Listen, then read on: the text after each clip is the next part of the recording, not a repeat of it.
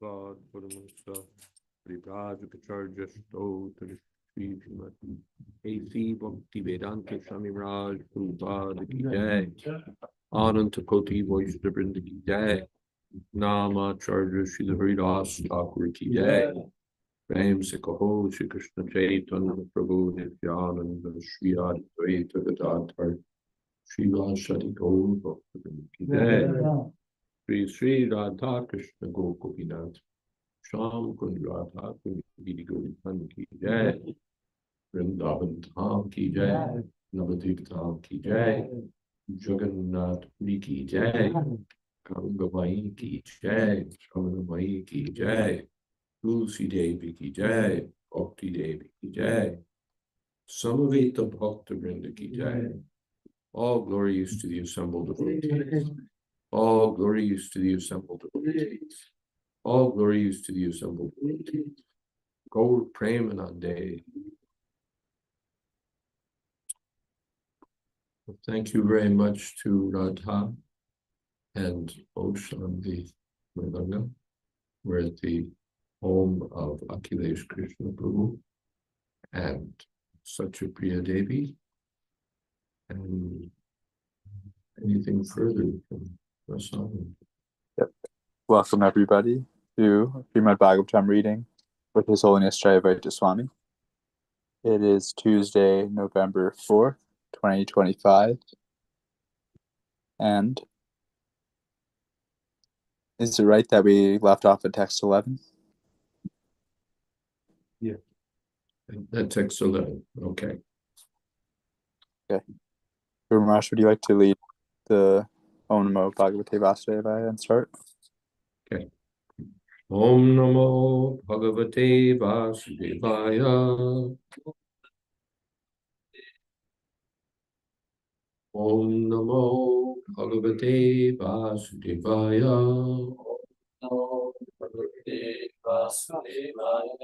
Om Namo Bhagavate Vasudevaya. Om Namo Bhagavate Vasudevaya.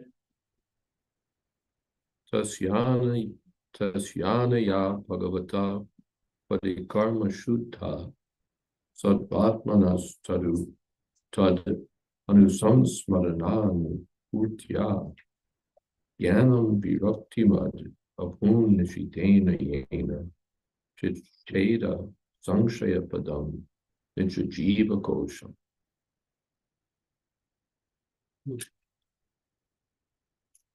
By regularly discharging devotional service, Prithu Maharaj became transcendental in mind and could therefore constantly think of the lotus feet of the Lord. Because of this, he became completely detached and attained perfect knowledge by which he could transcend all doubt.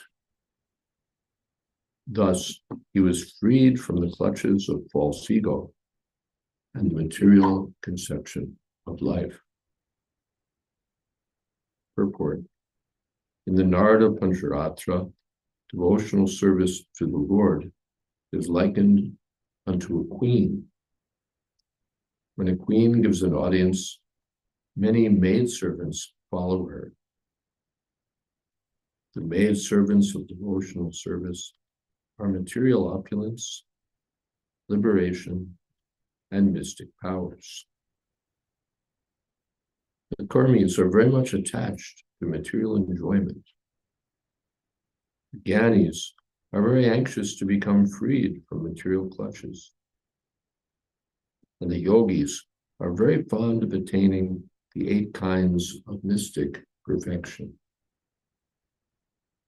From the Narada Pancharatra, we understand that if one attains the stage of pure devotional service, he also attains all the opulences derived from fruitive activities, empiric philosophical speculation, and mystic yoga practice.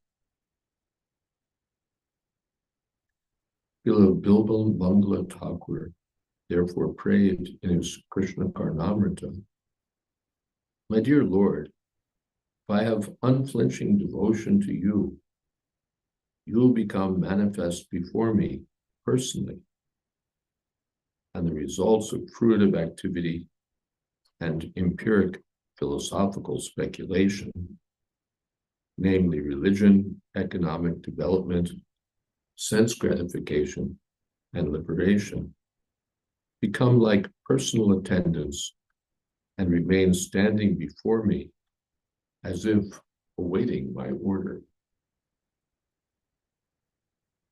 The idea here is that the Gyanis, by culture of Brahma Vidya, spiritual knowledge, struggle very hard to get out of the clutches of material nature. But a devotee, by dint of his advancement in devotional service, automatically becomes detached from his material body. When the devotee's spiritual body begins to manifest, he actually enters into his activities in transcendental life.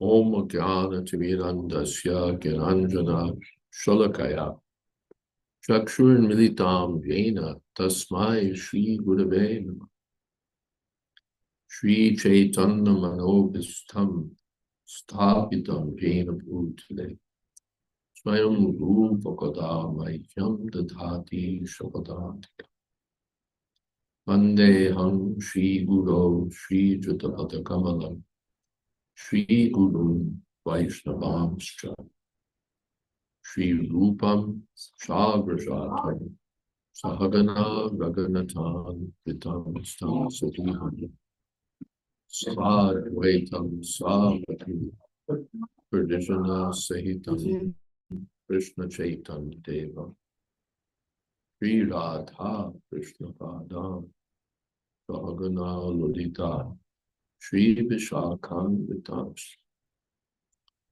Hey Krishna Karuna Sindho Dina Bandho Jagatpate Gopesha Gopika Kanta Radha Kanta Namostute Tapta Kanchana Gaurangi Radhe Vrindavaneshwari Vrishabhanu Sute Devi Pranamami Haripriya Vancha Kalpatarubhyascha Kripa Sindho Pyevacha Paditanam Pavanebhyo Vaishnavebhyo Namo Namo Shri Krishna Chaitanya Prabhu Nityananda Shri Advaita Gadadhar Shivasari Gaur Bhaktavinda Hare Krishna Krishna Krishna Hare Hare Rama Rama Rama Hare Hare Tasyana ya Bhagavata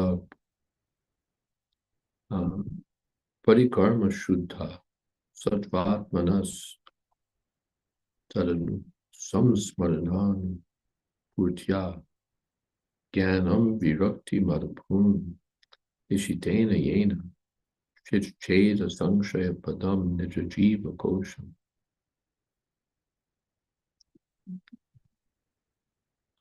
By pure devotional service, the king became completely transcendental to material existence. Anusamsmarana, Anupurtya, constantly remembering Krishna. He became detached from jnana and karma and yoga, all material achievements.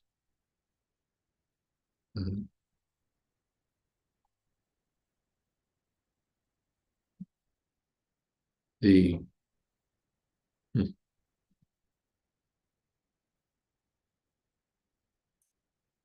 example is given that when the queen comes, then automatically the attendants also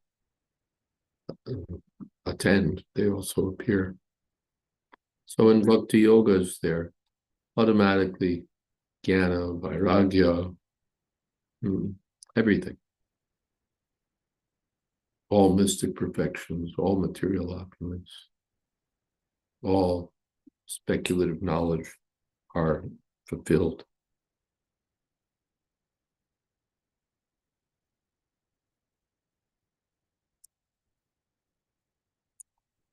And this last sentence is really quite something. When the devotee's spiritual body begins to manifest, he actually enters into his activities in transcendental life. For those who think that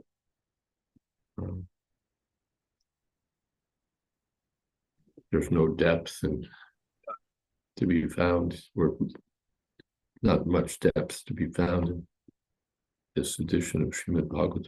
So much is there. Yes, there was some other thing I wanted to note there.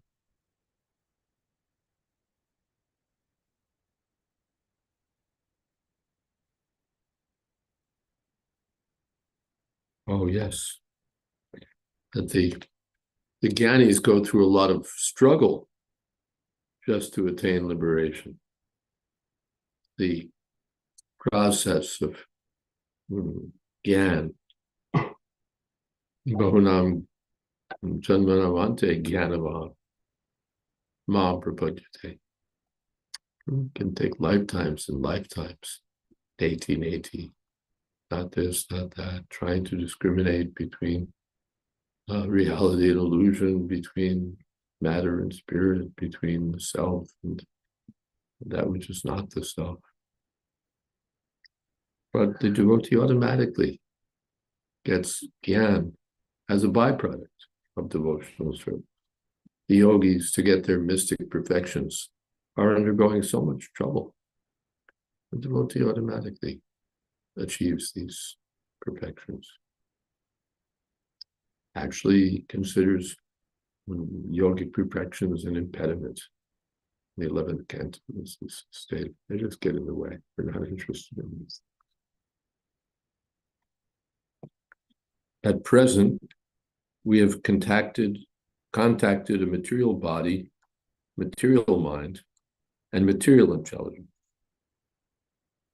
But when we become free from these material conditions, our spiritual body, spiritual mind, and spiritual intelligence become manifest.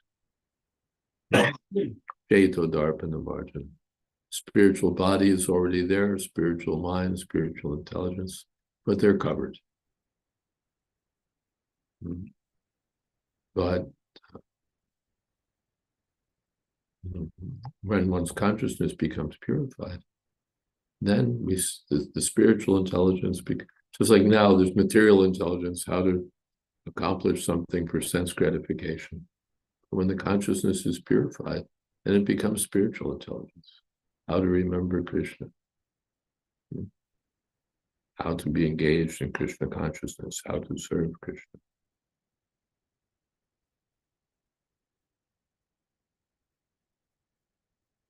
So in that transcendental state, when the spiritual body, mind, and intelligence become manifest, a devotee attains all the benefits of karma, jnana, and yoga.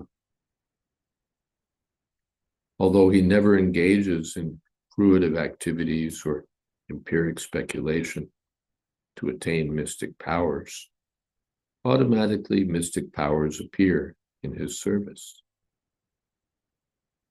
A devotee does not want any kind of material opulence, but such opulences appear before him automatically.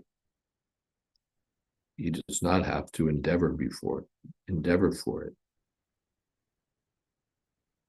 Because of his devotional service, he automatically becomes Brahmabhuta.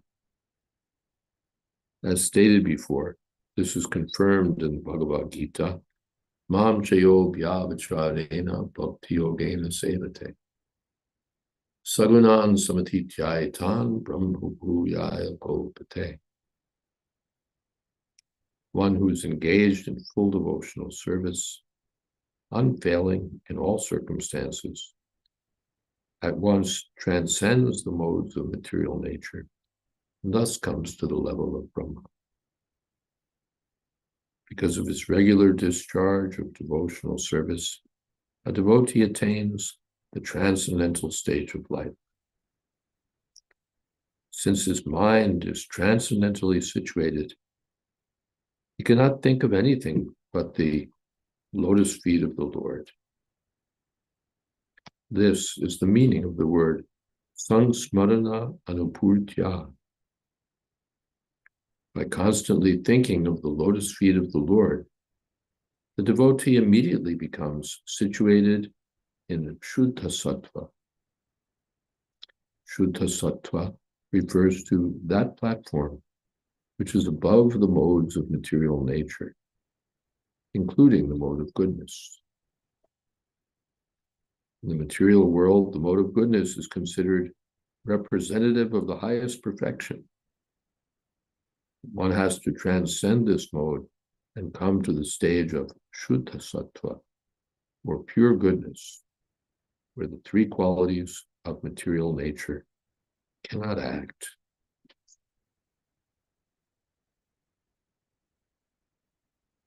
Mam Jayo Pyavachane.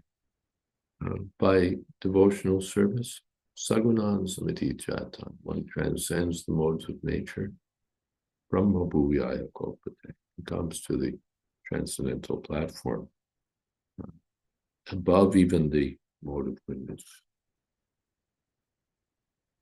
Srila Vishwanath Chakravarti Thakur gives the following example.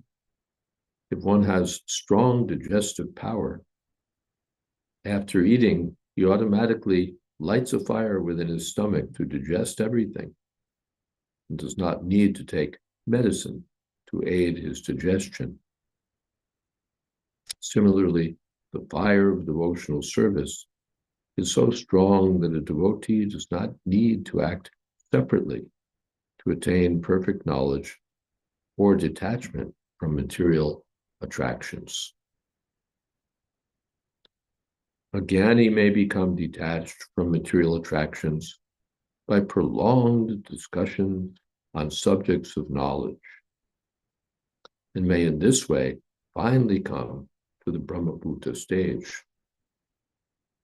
But a devotee does not have to undergo so much trouble.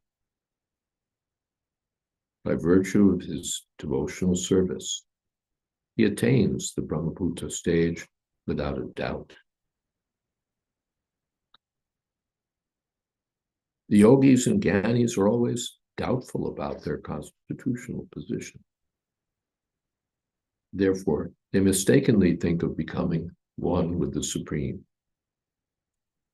However, a devotee's relationship with the Supreme becomes manifest beyond all doubt, and he immediately understands that his position is that of an eternal servant of the Lord.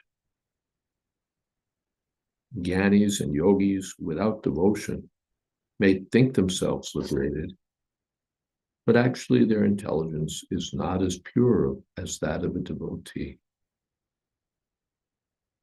In other words, the jnanis and yogis cannot become factually liberated unless they become elevated to the position of devotees. Ruyu Krishna Parampadam Tata Patanchito Nadrata Yushmanakri. The jnanis and yogis may rise to the highest position, Brahman realization, but because of their lack of devotion unto the lotus feet of the Lord, they again fall down into material nature. Therefore, Jnana and Yoga should not be accepted as the real processes for liberation. By discharging devotional service, Maharaj Prithu automatically transcended all these positions.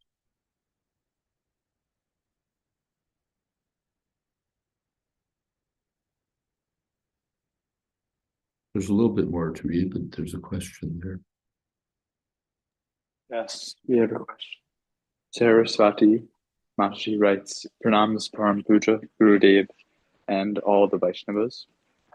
Prithu Maharaj was always situated on the transcendental platform at every stage, right from the beginning. So how is his position different spiritually now in the forest from when he was king? How is Prithu Maharaj's position different? He was always transcendentally liberated. He's the Shakti Vesh avatar of Krishna. So what happened? Prithu Maharaj is playing the role of a king. King means a conditioned soul also. So he's, as a king, he's showing himself all absorbed in the affairs of the kingdom. But he gives everything up and goes to the forest. And what should we say? Enacts the pastime of becoming freed from material attachment, freed from the modes of material nature. I hope that's all right. Okay. Since Maharaj Prithu was a Shaktivation incarnation of the Supreme Lord, he did not have to act in any way to attain liberation. He came from the Vaikuntha world or spiritual sky in order to execute the will of the Supreme Lord on earth. Consequently, he was to return home back to Godhead without having to execute jnana, yoga, or karma. Although Maharaj Prithu was eternally a pure devotee of the Lord, he nonetheless adopted the process of devotional service in order to teach the people in general the proper process for executing the duties of life and ultimately returning home back to Godhead. What is that? Sampashankar Tamar Hasi.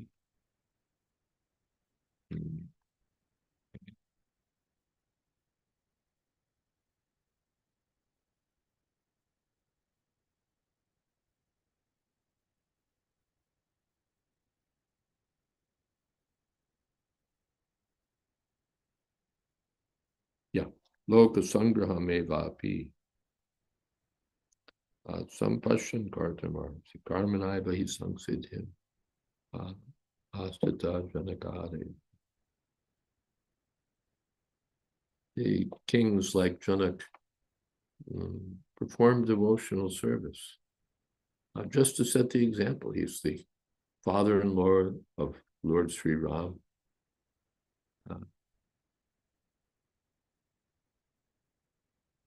But Hare Krishna. But he, just to set the example, Sampashan Loka Sangram Evapi, Sampashan Kartamar. Just like the Goswamis, they strictly followed the regulative principles. They didn't need to strictly follow the regulative principles. But just to set the example, they strictly followed. What you got there, Rosh? The Verse. Yeah. Cool. Okay. We have something in the chat. Yes. Praveen Prabhu writes, there is a premise that Prabhupada had mystic powers, but he never displayed them. How should we be seeing this premise? Yes, that's also stated here. The devotee has all opulence, he has all mystic powers, he has all knowledge.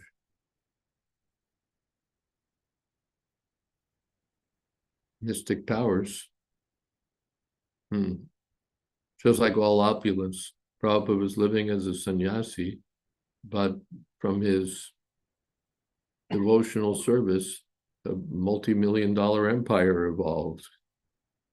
Seen in material terms, Prabhupada started with an initial capital of a few rupees that were, I don't even think, convertible in America at that time, and came to a multi-million-dollar global enterprise in 10 years. So all material opulence, buildings, kitchens, men, vehicles, so many things, all manifest. Mystic powers to take lechas and yavanas and turn them into devotees of Krishna is mystical. Mystic power means you don't know how to do it, Prabhupada said. It's still going on. And still it's going on. So Prabhupada considered this was his, he wanted to say mystic power or miraculous power. Who could do this? Others may show some magic tricks, and that also just by sleight of hand, not really by mystic power. Cheating, pretending to have mystic powers, and showing something by some method or other. But Srila Prabhupada, by chanting Hare Krishna, made devotees of Krishna all over the world. Mystic power.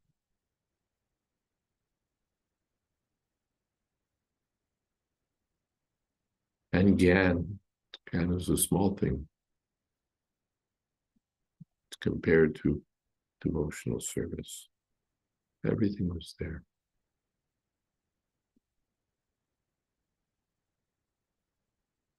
But people think that Prabhupada must have had anima, laghima, prapti.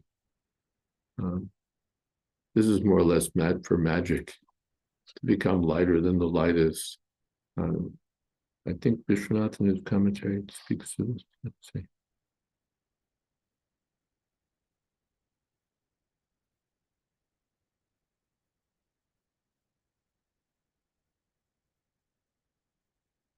It's in another purport, not where I'm looking at.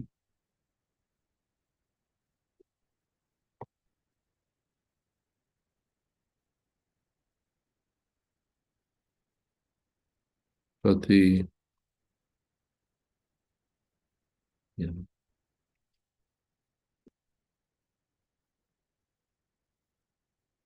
the 11th canto, it's stated, it will be quoted someplace later, that the mystic powers are avoided by the devotees. Prabhupada could have had all mystic powers. That's the trap for the aspiring transcendentalists. This is found in Srimad Bhagavatam.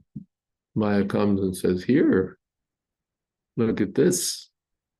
Anima, laghima, prapti, mystic powers. And if we fall for them, then we get stuck. So this is higher, to avoid the so-called mystic powers and remain fixed. What is that? Ananya Vishaya?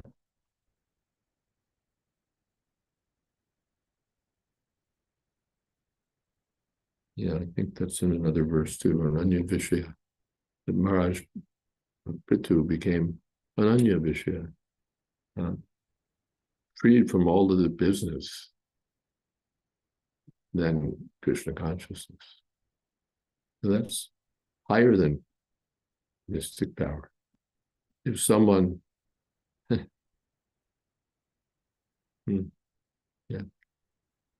someone gives up these things, passes them up as impediments, then someone says, oh, do you have these things? He gave those things up as, just like the Goswamis,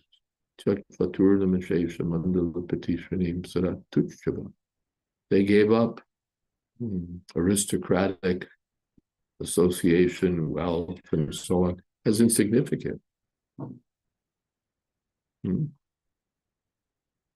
So then if someone comes to Rupa Goswami, do you have wealth? Do you have, that story is there, Sanatana Goswami, that some devotee of Lord Shiva was praying for a benediction. And Lord Shiva said, yes, there's one sadhu, Sanatana Goswami, he has the most valuable thing. So the devotee went to Sanatana. We hear you have the most valuable thing. Could you give it to me? Yes, I have a Chintamani stone. It's over there sitting in the garbage. If you like, you can take it.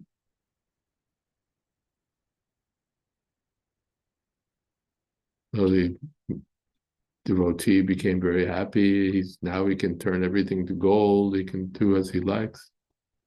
But as he was leaving, he thought, wait a second, the sadhu has cheated me. that stone was lying in the garbage. You must have something better. They came back, sir, you must have some better thing. Yes. You want that better thing? Yes. Then throw that touchstone in the pukur, in the tank. All right.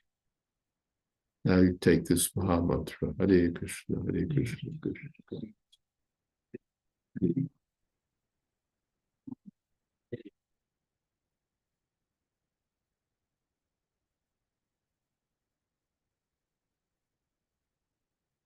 Okay, there's more.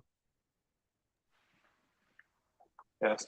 Saraswati Mataji writes, I was asked how a common person can distinguish acts that are on the transcendental platform and those on modes of goodness, because externally someone may seem godly, but they are under modes of nature, but they are charismatic and can make you believe they are pure. How can a Sometimes, common, yes, go ahead.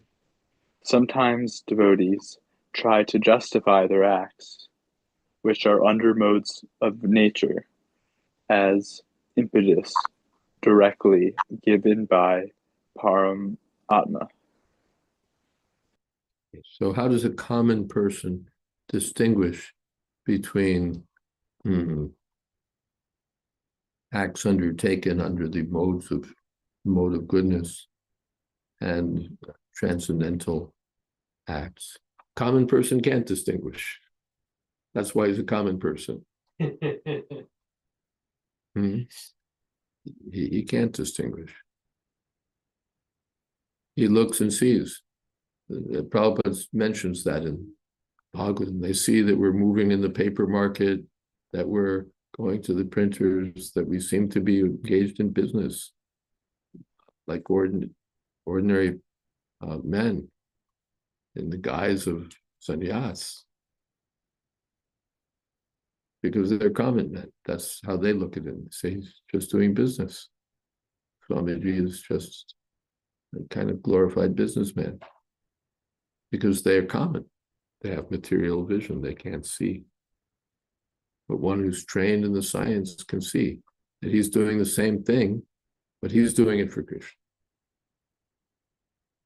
He's doing it for Krishna. She's cooking, but she's cooking for sense gratification of the family. She's cooking for Krishna. He's doing accounting, she's doing accounting. But he's doing it for Krishna, they're doing it for Maya. One has to see Krishna in all of these things, otherwise one doesn't see. Then, sometimes devotees try to justify their acts which are under the modes of nature as impetus directly given by Paramatma. That's quite cheating. I'm doing something for sense gratification, but I feel this is inspired by the super soul. That may also be there.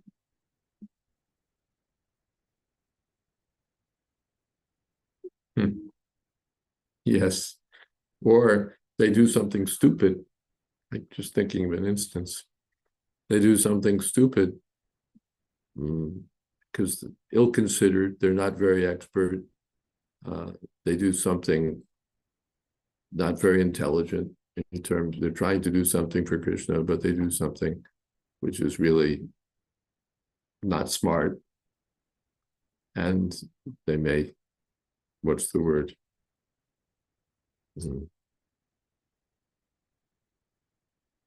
Give the impression that this is divinely inspired. It's not divinely inspired, it's stupid. But it's divinely inspired. That's a subtle thing. Or they themselves may think that it's divinely inspired. Not cheating, they just think that Krishna's dictating from within.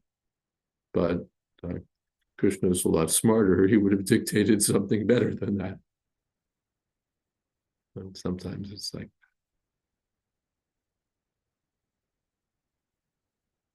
or Prabhupada, sometimes Krishna dictates something in such a way that Prabhupada said about Juhu that if he'd known, he wouldn't have gotten involved in it. But Krishna, he covered the matter somewhat. And therefore Prabhupada committed to it. Yes, am I right? Do I have the story right? I think so. In Prabhupada Lilamrita. Prabhupada made some remark like that one time.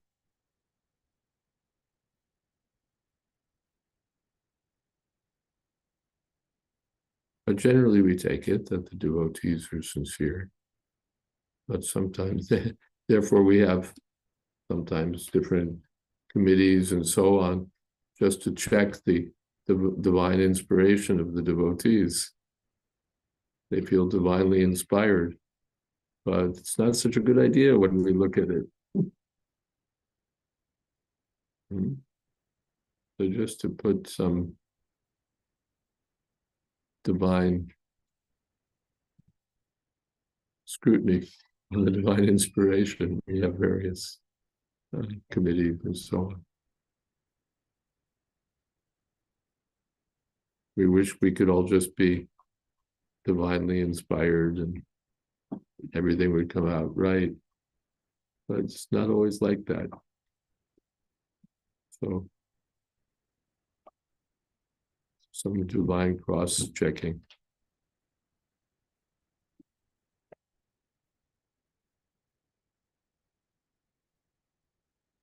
There's another question. Murari Gupta Prabhu writes, Hare Krishna Maharaj, could Prabhupada have used mystic powers discreetly without anyone knowing? If no one knew, then what can I say? Yeah, please. Should be our standard practice when we come to a program to turn off our phones first. We've been around long enough to know that.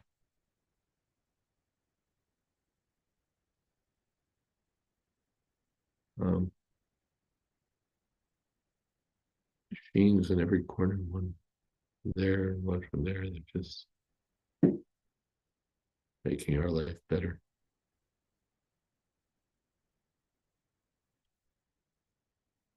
Oh, but why use mystic powers discreetly? He had something more powerful than mystic powers.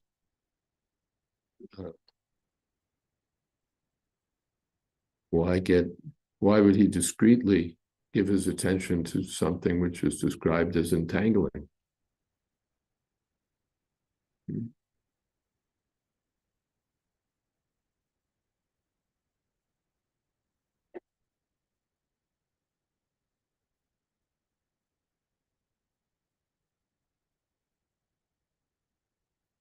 That's also quite the speculation that he was using mystic powers, but nobody knew. Sort of an unnecessary invention. He must have, how did he spread the Krishna consciousness movement? Well, he had mystic powers, and so he used them without anyone. It was straightforward. He chanted Hare Krishna, and people became attracted to the transcendental vibration. He taught the message of Bhagavatam. Bhagavatam has power. Nashtaprayeshu abhadreshu nityam Bhagavata seva. Bhagavatyutam shloke bhaktir bhagavati. Bhaktir bhavati naishtaki. Powers are, why go down to the level of mystic powers when we have something more powerful?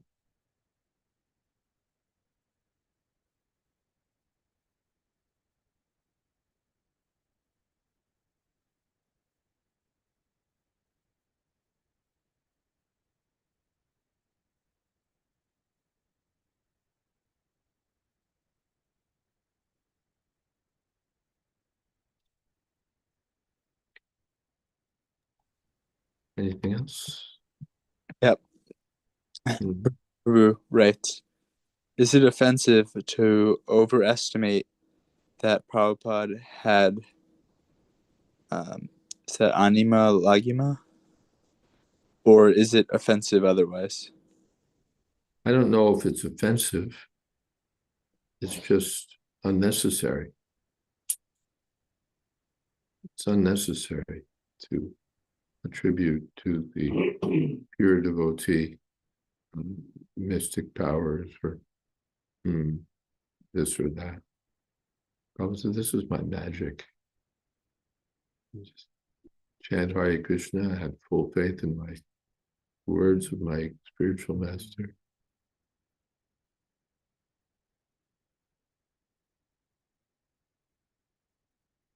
Maybe we're interested in mystic powers. Oh, if he was using mystic powers, maybe I could give it a try.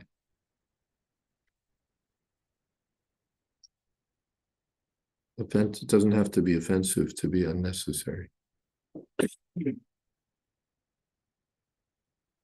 It's kind of a, what's the word?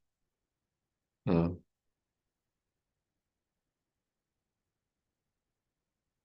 lesser glorification. Prabhupada tells that story of how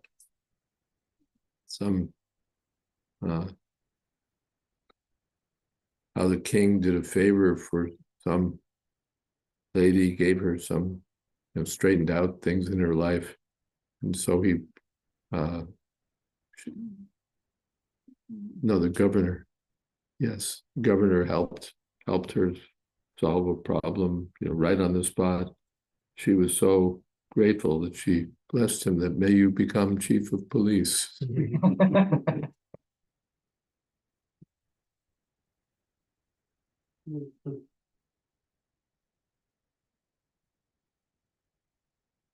So it's sort of a lesser appreciation. Oh, he must have had mystic power. No, he had something that the mystic yogis are still to attain. He had something better than mystic power. Just to attribute it to mystic power is sort of less to give a lesser appreciation. Yes.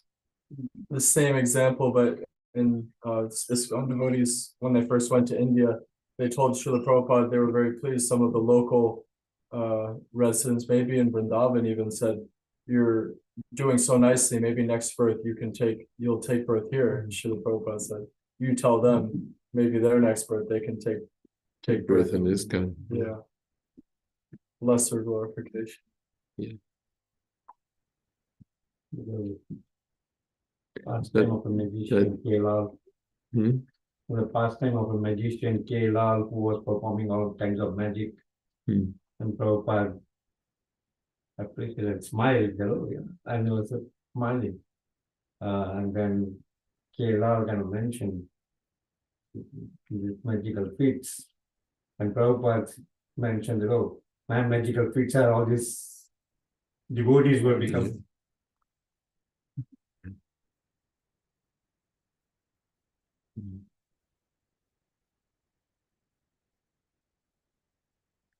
Better than mystic powers, better than Gyan.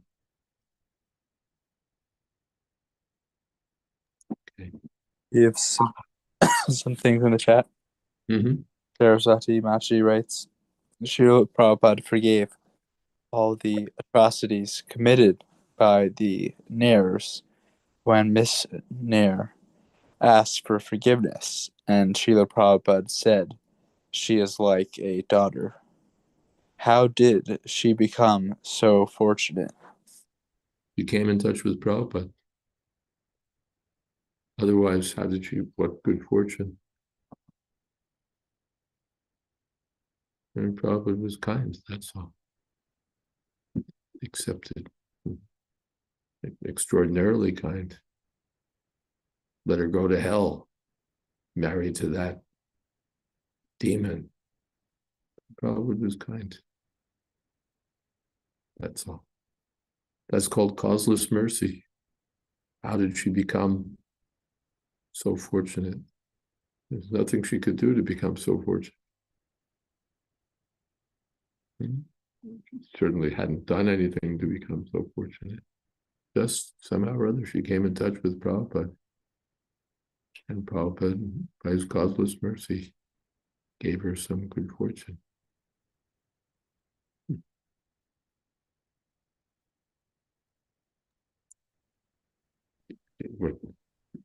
What do I have to do to get causeless mercy? Sorry, there's nothing you can do to get causeless mercy. It's causeless.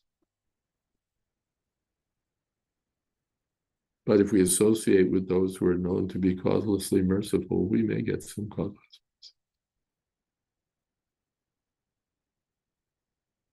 Yes, there's another question. Murari Gupta Prabhu writes, in Prabhupada memories, sometimes his disciples tell of things that are hard to explain normally. Yeah. I see those things. Well, either something happened that's hard to explain normally, or they, what's the word? In their minds thought that it was something that couldn't be explained normally. We don't know which. Can't be explained normally. That's also there. We think of paranormal, some can't be explained normally. It's paranormal. It's some mystic power. But no, it can't be explained normally. It can only be explained as being by the grace of Krishna. That someone in his old age could cross the ocean and set up shop in the Bowery, and 10 years later have a world empire of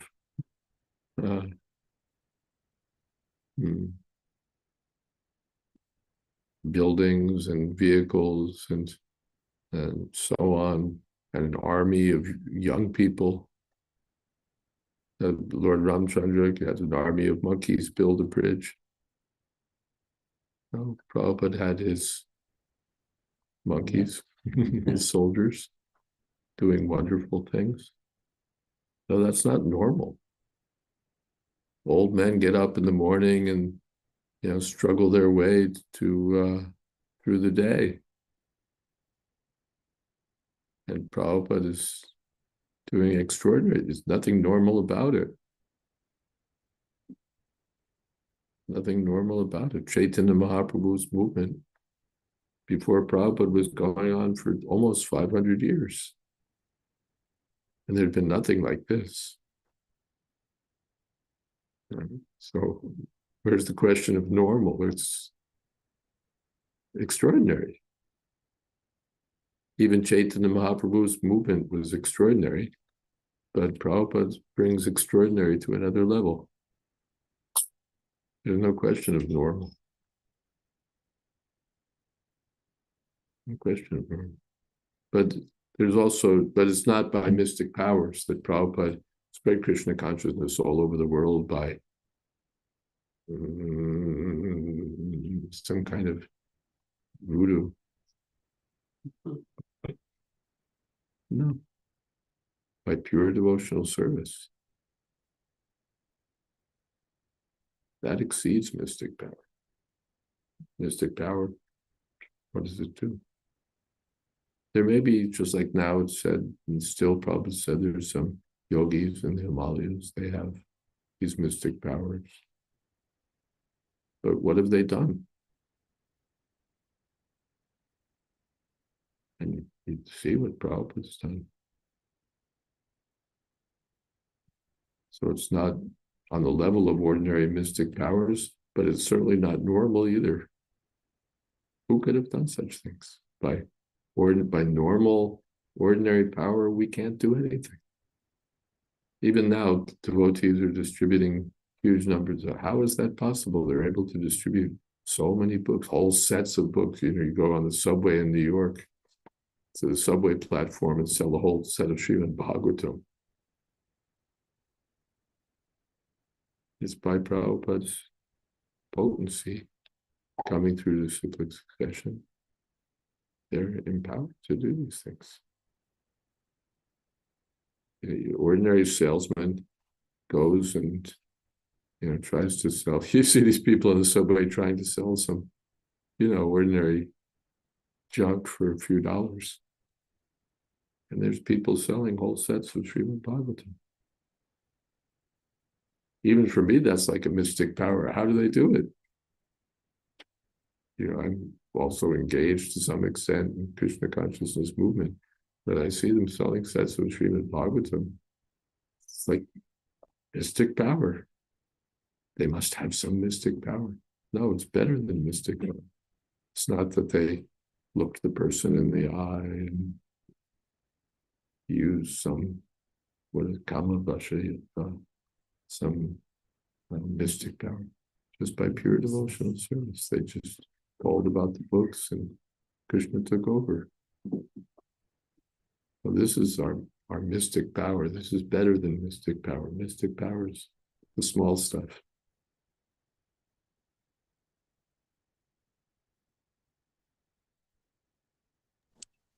Time for kirtan.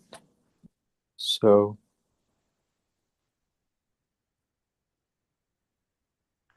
should we do kirtan now? Yes. Shall we do some kirtan? Who's leading kirtan? Maharaj, we are planning to have a Damodarashtakam. Damodarashtakam. Well, we can start with 5 minutes of kirtan, Hare Krishna kirtan, and then we can do Damodarashtakam. The same questions there. Who's leading the Hare Krishna kirtan? Osh should lead on Mridanga, right? Yeah, Osh can lead a little bit on Mridanga. Okay, I can't sing though. I have a bad voice. okay. Oh, Are we going to take the same all-star team that led the first kirtan?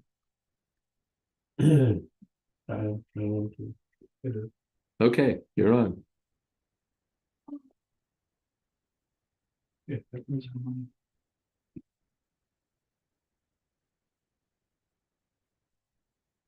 Krishna, Krishna, Krishna, Krishna.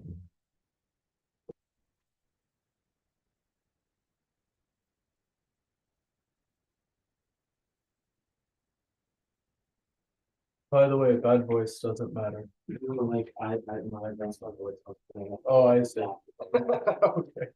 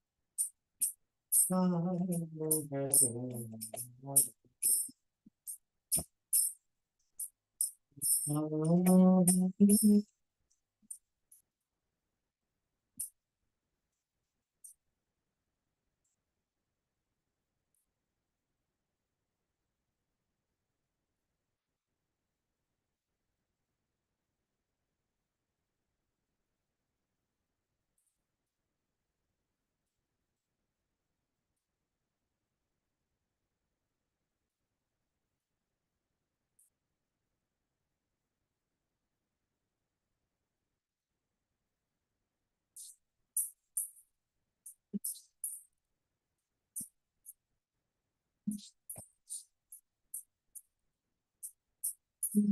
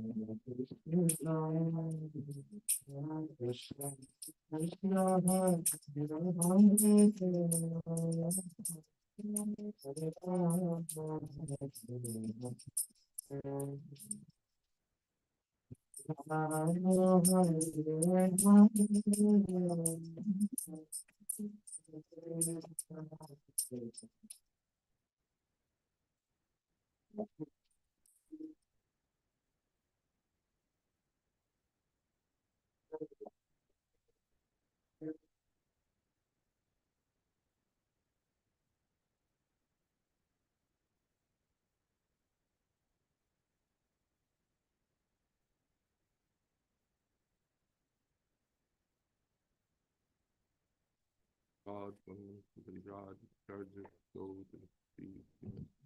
AC Bhakti Vedanta Swami Raj Prabhupada Jai Ananta Koti Vaishnava Ki Jai Rama Charja Srila Haridas Thakur Ki Jai Prem Se Kaho Shri Krishna Chaitanya Prabhu Nityananda Shri Advaita Gadadhar Srivasadi Gaur Bhakti Vrinda Ki Jai Shri Shri Radha Krishna Gopinath Shyam Radha Kundi Govardhan Jai Vrindavan Dham Ki Jai Navdeep Dham Ki Jai Jagannath Puri Ki Jai Gangamai Ki Jai Jaganamai Ki Jai Tulsi Devi Ki Jai Bhakti Devi Ki Jai Samaveta Bhakta Vrinda Ki Jai.